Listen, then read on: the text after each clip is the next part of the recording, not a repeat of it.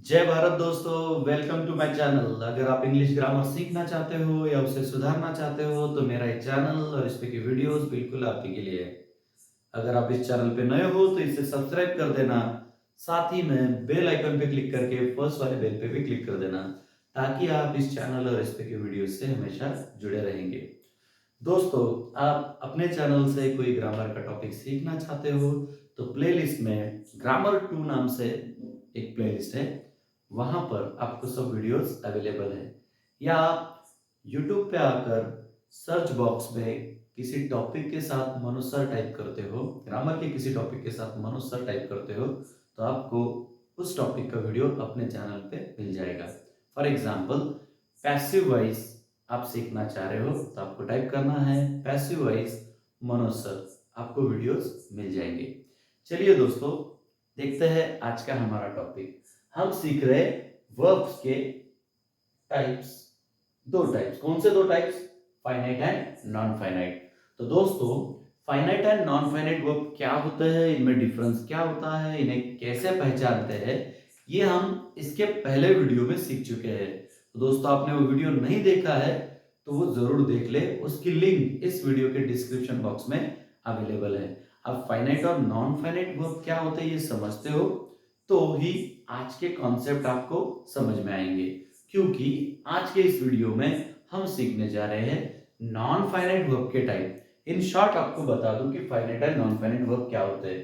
Finite verb मतलब ऐसा verb जो टेंस, सब्जेक्ट का पर्सन मतलब सिंगुलर से प्लूरल या प्लूरल से सिंगुलर, या सब्जेक्ट का पर्सन जो कि फर्स्ट, सेकंड और थर्ड पर्सन के अनुसार हम कभी चेंज करते हैं तो वर्ब बदलता है, तो ऐसा वर्ब कहलाता है फाइनाइट वर्ब।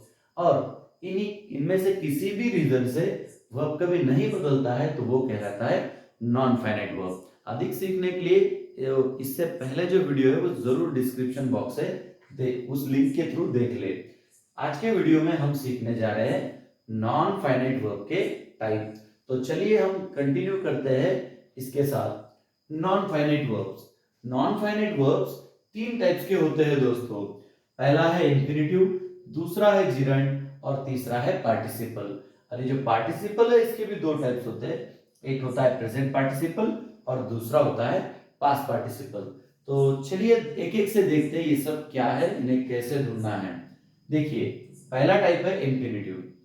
दोस्तों, सेंटेंस में इंफिनिटिव तीनों में से एक फॉर्म में देखने को मिलता है। तो वो कौन कौन से फॉर्म है? पहला है टू प्लस वी1, दूसरा है मॉडल ऑक्सिलरी प्लस वी1 और तीसरा है बेयर। अब चलो एक एक से देखते हैं। यहां पर है टू प्लस वी1, मतलब टू के साथ वर्ब का फर्स्ट फॉर्म सेंटेंस में कभी दिख रहा है तो उसे कहा जाता है इंफिनिटिव। चलिए ये समझने के लिए हम देखते हैं पहला एग्जांपल। यहां पर ये एग्जांपल है, you have to achieve your goal. You have to achieve your goal, ये यहां पर सेंटेंस है। अब हम क्या करेंगे, यहां पर हमें चेक करना है कि इंफिनिटिव है या नहीं, है ना। अब इंफिनिटिव है तो हम पहले फॉर्म की बात करते हैं, टू प्लस वी1। तो चलिए दोस्तों देखते हैं सेंटेंस में टू के साथ वी1 है या नहीं। तो पहले तो चेक करेंगे टू है या नहीं। You have to achieve your goal. देखिए दोस्तों, यहां पर टू हमें मिल रहा है ना। अब इस टू के बाद कौन सा वर्ड है? Achieve, right. अब ये जो वर्ड है अचीव, क्या ये एक्शन है, क्या ये वर्ब है, क्या ये क्रिया है, राइट, ये हमें चेक करना है। You have to achieve, achieve ये यहां पर है वर्ब, एक्शन है ना। इसलिए इस टू के साथ ये जो V1 दिख रहा है ये बन गया इंफिनिटिव। तो पहले दोस्तों ये है नॉन फाइनाइट, क्योंकि टेंस वगैरह आप बदलते हो तो इसमें कोई चेंज नहीं होगा, इससे पहला जो वर्ब है वो बदलेगा।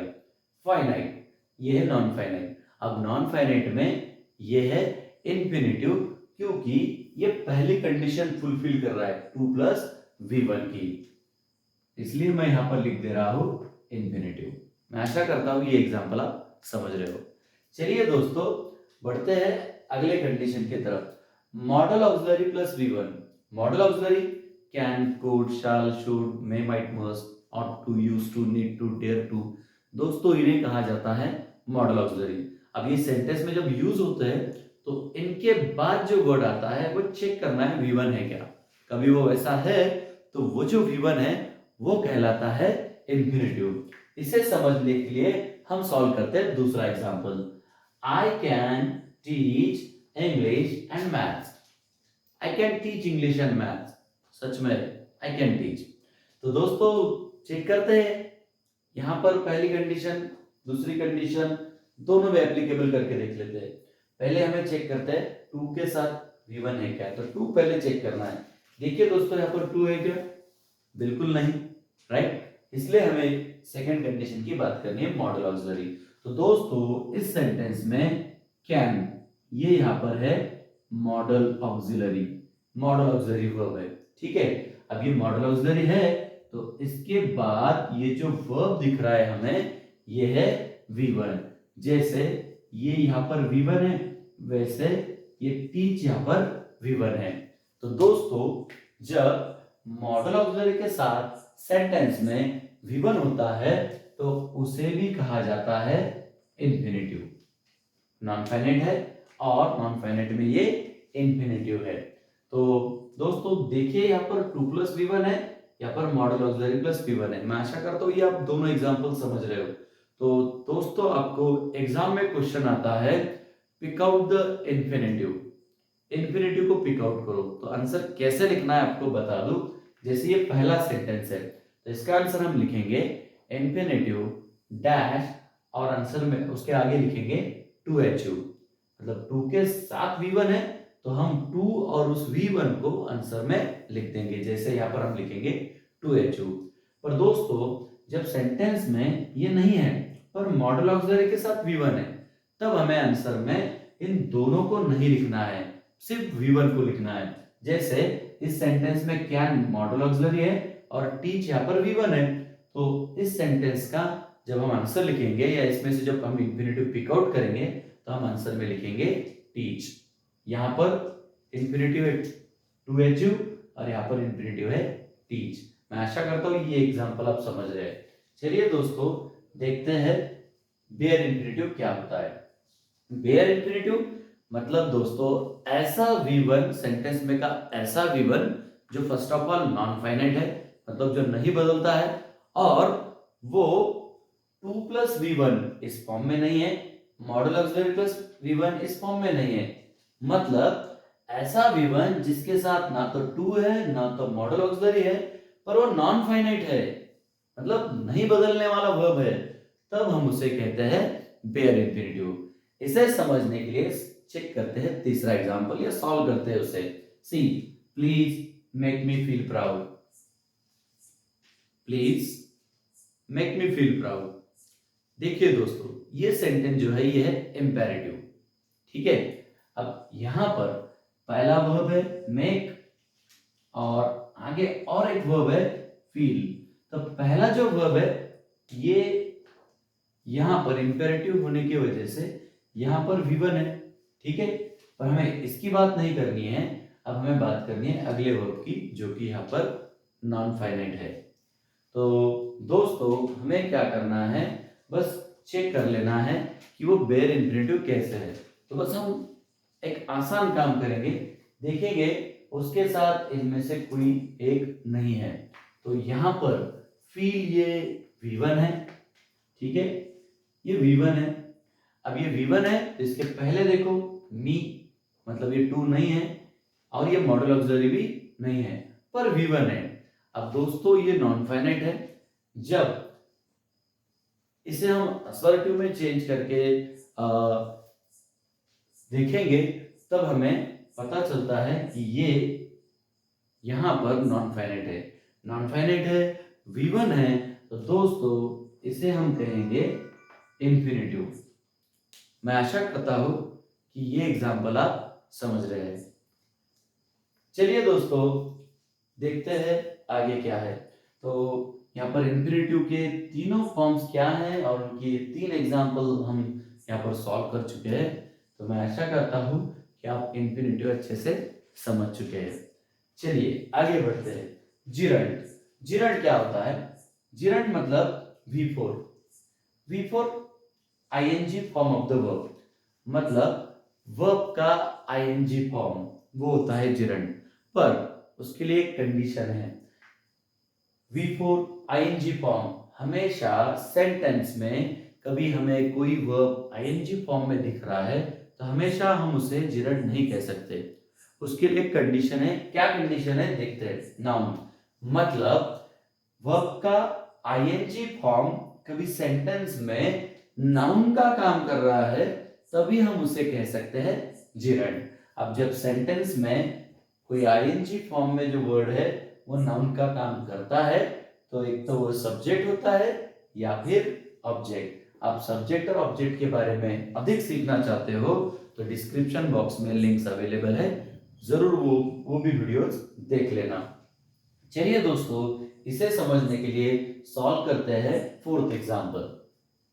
सी, reading is my hobby. Reading is my hobby.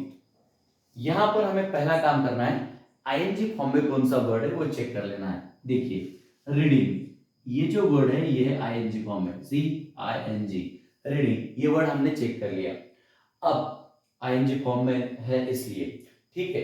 अब हमें क्या करना है, उसका काम एज अ नाउन है क्या नहीं ये चेक करना है। अब आप कंफ्यूज हो रहे हो तो एक आसान सी ट्रिक है। सेंटेंस में कभी आईएनजी फॉर्म में कोई वर्ड नाउन का काम चेक कर रहा है या नहीं, ये चेक करने के लिए उस नाउन की जगह पर आप कभी इट रखते हो, IT इट, और उसे पढ़ते हो, मतलब उस सेंटेंस को पढ़ते हो और वो वहां पर कंप्लीट सेंटेंस का सेंस देता है तो वो नाउन है। ये एकदम आसान ट्रिक है। देखिए यहाँ पर है रीडिंग इज माय हॉबी। अब यहाँ पर मैं कभी रख देता हूँ इट, रीडिंग की जगह पर इट, और पढ़ के देखता हूँ it is my hobby. It is my hobby, क्या सेंटेंस का सेंस आ रहा है? इट इज माय हॉबी, बिल्कुल बिल्कुल आ रहा है ना। तो यहाँ पर दोस्तों इस रीडिंग की जगह पर इट काम कर रहा है, मतलब एक नाउन की जगह पर ही प्रोनाउन काम करता है ना। तो ये प्रोनाउन काम कर रहा है मतलब ये नाउन है, और ये नाउन है तो ये बनता है जिरंड। मैं आशा करता हूँ ये एग्जांपल आप समझ रहे। अब आपको वैसा नहीं समझता है तो अपने पास दूसरी कंडीशन है, सब्जेक्ट या ऑब्जेक्ट। इस सेंटेंस का सब्जेक्ट कौन सा है? Reading is my hobby, subject. तो दोस्तों इस सेंटेंस का सब्जेक्ट जो है वो है रीडिंग, रीडिंग ही है, इसलिए ये जो वर्ड है इसे हम कहेंगे जिरंड। मैं आशा करता हूं ये एग्जांपल आप समझ रहे। मैं एक बार फिर से दोहराता हूं कि आईएनजी फॉर्म में का कोई वर्ड सब्जेक्ट या ऑब्जेक्ट का काम कर रहा है तो उसे हम कहेंगे जिरंड। और आप इससे कंफ्यूज हो रहे हो तो बस चेक कर ले कि वहां पर इट रख के सेंटेंस बनता है या नहीं। बनता है तो जिरंड, नहीं बनता है तो जिरंड नहीं है। चलिए दोस्तों सॉल्व करते हैं अगला example. He likes singing. He likes singing, singing ING form में का वर्ड है, ठीक है। अब सब्जेक्ट या ऑब्जेक्ट है, चेक कर लेते हैं। सब्जेक्ट ही लाइक सिंगिंग, ही सब्जेक्ट है।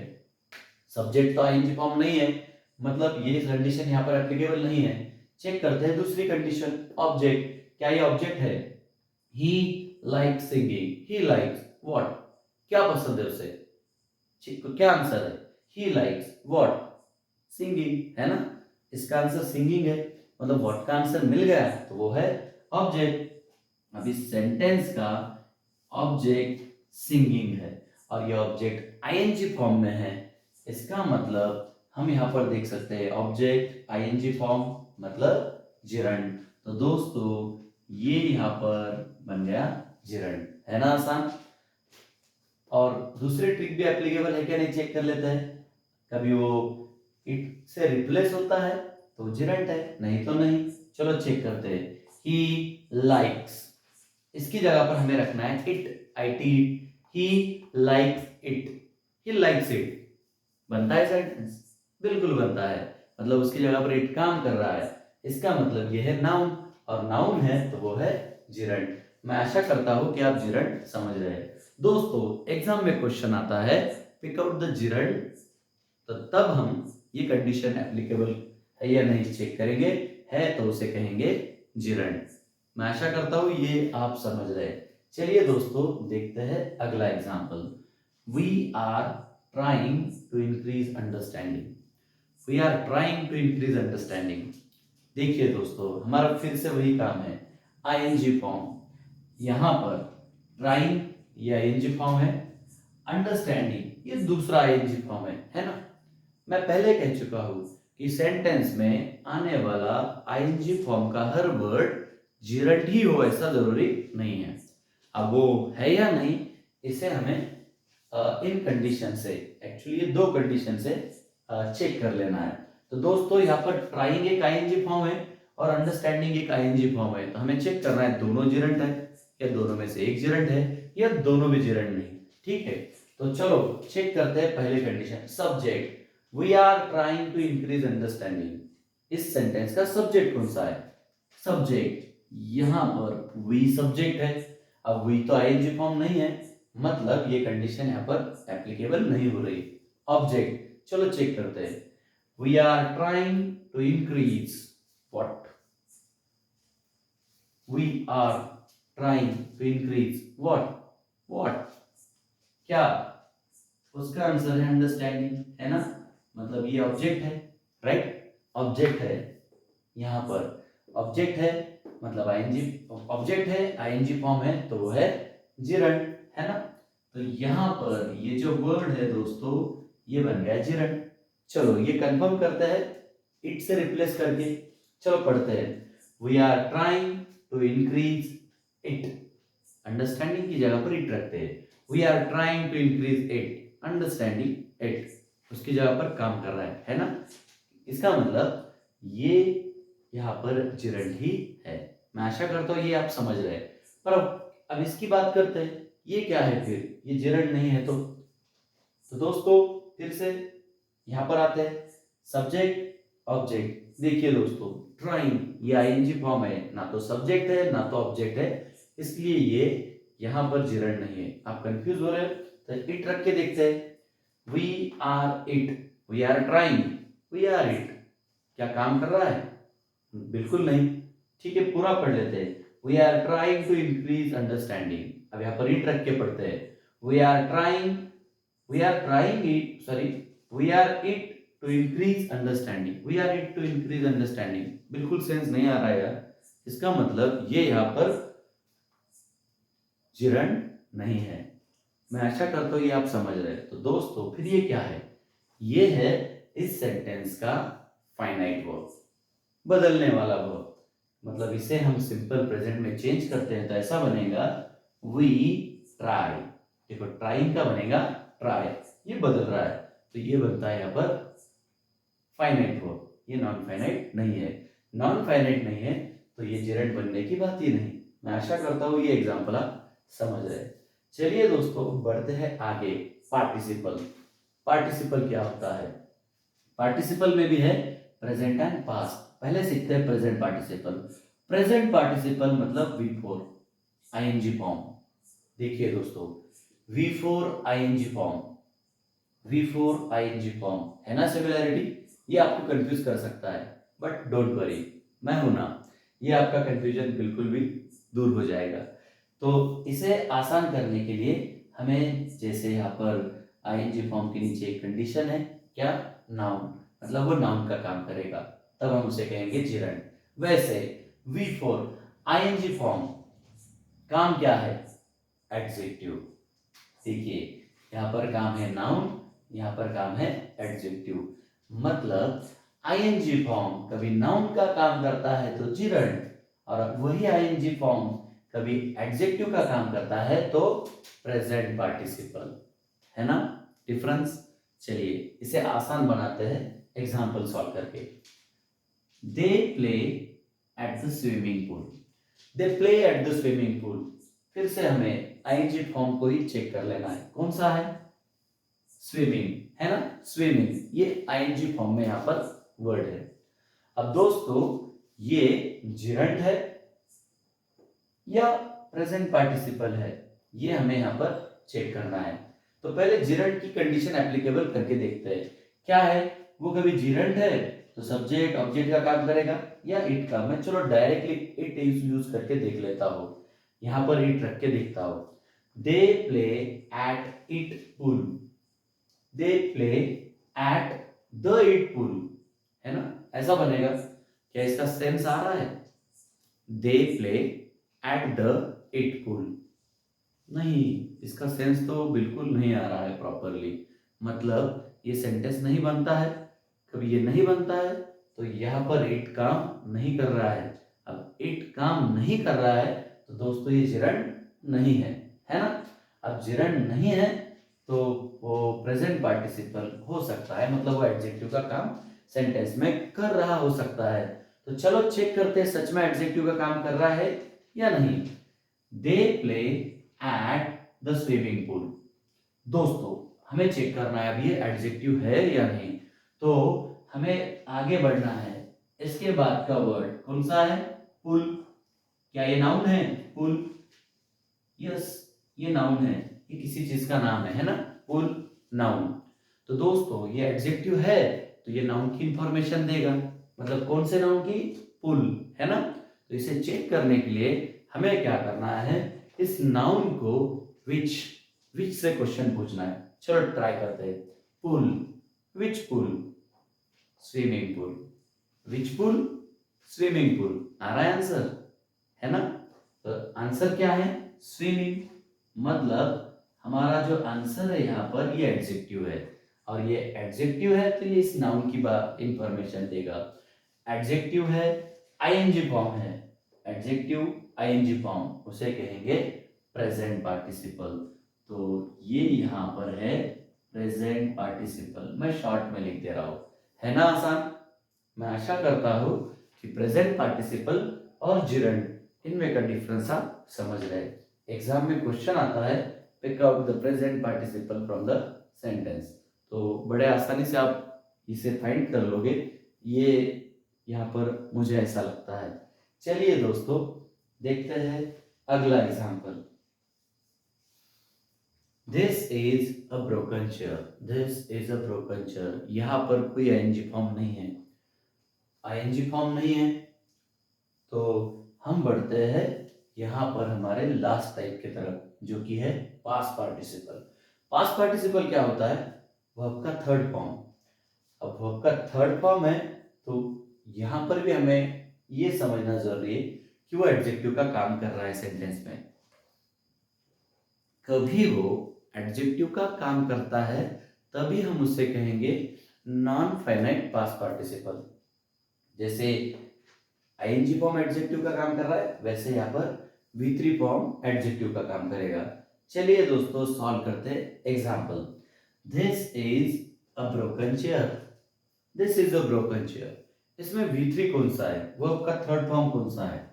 ब्रोकन, है ना। ये यहाँ पर वर्ब का थर्ड फॉर्म है। ब्रेक, ब्रोक, ब्रोकन, ब्रोकन यहाँ पर V3 है। अब दोस्तों ये V3 है तो इसे हमें चेक करना है कि एडजेक्टिव है या नहीं। अब एडजेक्टिव है या नहीं तो इसके लिए हम जैसे प्रेजेंट पार्टिसिपल का क्वेश्चन पूछा तो वैसा ही पूछेंगे। तो उससे पहले देखते हैं इसके बाद कोई नाउन है क्या। ब्रोकन चेयर, चेयर क्या ये नाउन है? हाँ बिल्कुल है, चेयर किसी चीज का नाम है, नाउन है। क्वेश्चन पूछते हैं chair, which chair? Broken chair, which chair? Broken chair. आ रहा है आंसर? बिल्कुल आ रहा है। तो ये आंसर है। अब ये आंसर आ रहा है मतलब ये एडजेक्टिव है। अब ये V3 है, एडजेक्टिव है, V3 एडजेक्टिव कभी है तो उसे कहेंगे हम पास्ट पार्टिसिपल। तो दोस्तों यहाँ पर ये जो एग्जाम्पल है ये है पास्ट पार्टिसिपल का, मतलब नॉन फाइनाइट पास्ट पार्टिसिपल का। मैं आशा करता हूँ कि ये एग्जाम्पल आप समझ रहे। पर आपको एक बात इसके साथ बता दूं, जब सेंटेंस में V3 आता है तो वो हमेशा ही एडजेक्टिव का काम करने वाला पास्ट पार्टिसिपल रहेगा ऐसा जरूरी नहीं, मतलब वो हमेशा ही नॉन फाइनाइट रहेगा ऐसा जरूरी नहीं है। क्योंकि परफेक्ट टेंस में मतलब प्रेजेंट परफेक्ट, पास्ट परफेक्ट और फ्यूचर परफेक्ट में वर्ब का थर्ड फॉर्म यूज होता है और वो फाइनाइट वर्ब होता है। या हम पैसिव वॉइस की बात करें तो उसमें भी वर्ब का थर्ड फॉर्म यूज किया जाता है, वो भी फाइनाइट होता है। तो दोनों में डिफरेंस क्या है ये समझने के लिए सॉल्व करते हैं आखिरी एग्जांपल। क्या है? The man has stolen a broken chair. The man has stolen a broken chair. इसमें हमें फाइंड करना है V3। तो दोस्तों यहाँ पर stolen ये V3 है, has stolen present perfect tense है, broken ये भी V3 है। देखिए अब यहाँ पर हमें दो V3 मिल गए हैं, मतलब दोनों के दोनों वर्ब के थर्ड फॉर्म है। तो दोस्तों ये दोनों भी नॉन फाइनाइट नहीं है, इनमें से एक फाइनाइट है एक नॉन फाइनाइट है। दोनों को भी एक्चुअली पास्ट पार्टिसिपल ही कहा जाता है, पर एक फाइनाइट पास्ट पार्टिसिपल है और एक नॉन फाइनाइट पास्ट पार्टिसिपल है। वैसे ही हम जिरंड की बात करते हैं या प्रेजेंट पार्टिसिपल की भी बात करते हैं, तो उनमें भी फाइनाइट और नॉन फाइनाइट हमें समझना जरूरी है। हम सीख रहे हैं नॉन फाइनाइट, इसलिए हमें नॉन फाइनाइट के कंडीशन चेक करने हैं। Past participle V3 adjective. अब यहां पर दो V3 है, तो दोनों में से कौन सा एडजेक्टिव का काम कर रहा है ये चेक करना है। अब जो भी एडजेक्टिव का काम करता है उसके बाद एग्जैक्टली हमें एक नाउन मिलता है। स्टोलन ये V3 है, इसके बाद आने वाला वर्ड ये तो आर्टिकल है, आर्टिकल नाउन नहीं है, सॉरी नाउन नहीं होते। मतलब ये जो V3 है, ये V3 यहाँ पर नॉन फाइनाइट पास्ट पार्टिसिपल नहीं है। मैं आशा करता हूँ ये आप समझ रहे। चलो दूसरा चेक करते हैं, V3 ब्रोकन। इसके बाद कौन सा वर्ड है? चेयर। क्या ये नाउन है? बिल्कुल है, चेयर किसी चीज का नाम है ना। जैसे यहाँ पर हमने वही देखा था, चेयर एक नाउन है, उससे पहले आया V3, मतलब ये V3 non finite past participle है। कंफर्म करते हैं, chair, which chair, broken chair, है ना। तो ये है एडजेक्टिव और इस एडजेक्टिव को हम कहेंगे पास्ट पार्टिसिपल। पर कैसा पास्ट पार्टिसिपल? जो कि नॉन फाइनाइट है। ये भी पास्ट पार्टिसिपल है पर ये नॉन फाइनाइट नहीं है, ये फाइनाइट है। ये टेंस के साथ बदलेगा। जैसे इसका आप सिंपल प्रेजेंट बनाओगे तो सेंटेंस बनेगा द मैन स्टील्स। स्टोलन का बनेगा steals, the man steals a broken chair. देखिए ये नहीं बदलेगा, ये बदलेगा। तो ये है फाइनाइट, ये है नॉन फाइनाइट। तो मैं आशा करता हूं दोस्तों कि आप नॉन फाइनाइट पास्ट पार्टिसिपल भी समझ रहे हो। दोस्तों एग्जाम में क्वेश्चन आता है pick out the past participle, पर कौन सा पास्ट पार्टिसिपल? जो कि नॉन फाइनाइट है। तो आप इन कंडीशन के थ्रू, सॉरी इस कंडीशन के थ्रू इसे आसानी से फाइंड करोगे, इसकी मुझे गारंटी है। दोस्तों फाइनाइट और नॉन फाइनाइट वर्ब के बारे में और कोई एक क्वेश्चन आता है तो मैं आपको बता दूं। जैसे अभी मैंने कहा pick out the infinitive, pick out the present participle, pick out the gerund, pick out the past participle. इसके अलावा दूसरा क्वेश्चन ऐसा होता है कि pick out the finite and non finite verb in the sentence. तो आपको इनमें का डिफरेंस समझना जरूरी है ना। इसलिए आप इससे पहले जो वीडियो है हमने बनाया हुआ वो जरूर देखिए, लिंक डिस्क्रिप्शन बॉक्स में अवेलेबल है। जो बदला वो फाइनाइट, जो नहीं बदला वो नॉन फाइनाइट, ठीक है। तो यहाँ पर हम ये दूसरे टाइप का क्वेश्चन समझ रहे। तीसरा टाइप होता है वर्ब को अंडरलाइन करके दिया हुआ होता है और इंस्ट्रक्शन होती है state whether the underline verb is finite और नॉन फाइनाइट। दोनों में से क्या है ये बताना है। तो ये भी आप वो वीडियो देखते हो डिस्क्रिप्शन बॉक्स के लिंक के थ्रू, तो वो आप आंसर भी आप दे सकते हो। और इसके अलावा finite and non finite verb से रिलेटेड और एक क्वेश्चन आता है दोस्तों, और वो होता है कि नॉन फाइनाइट वर्ब में स्पेशली इन्फिनिटिव और जो जिरंट है इससे रिलेटेड क्वेश्चन है।